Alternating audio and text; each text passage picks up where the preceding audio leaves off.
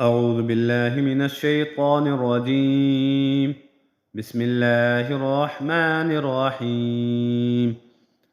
ولقد بوأنا بني إسرائيل مبوأ صدق ورزقناهم من الطيبات فما اختلفوا حتى جاءهم العلم إن ربك يقضي بينهم يوم القيامة فيما كانوا فيه يختلفون.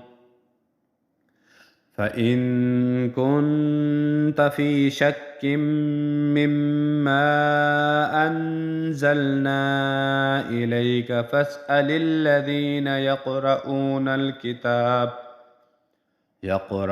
الكتاب من قبلك لقد جاءك الحق من ربك فلا تكونن من الممترين ولا تكونن من الذين كذبوا بآيات الله فتكون من الخاسرين. إن الذين حقت عليهم كلمات ربك لا يؤمنون ولو جاءتهم كل آية حتى يروا العذاب الأليم.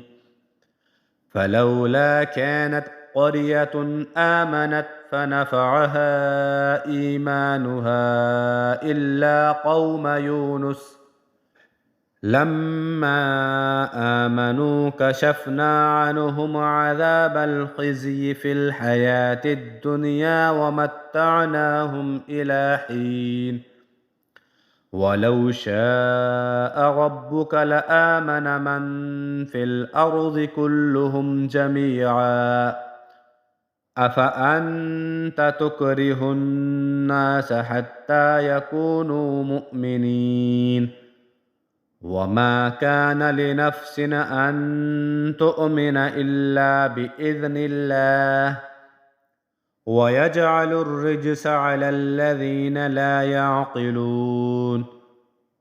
قل انظروا ماذا في السماوات والأرض وما تغني الآيات والنذر عن قوم لا يؤمنون.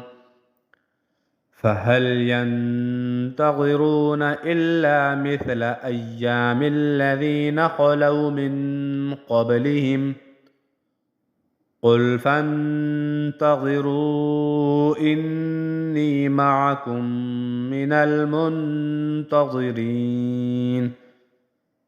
ثم ننجي رسلنا والذين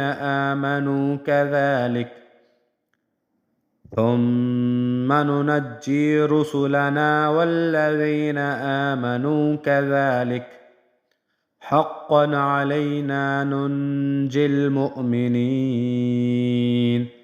صدق الله العظيم.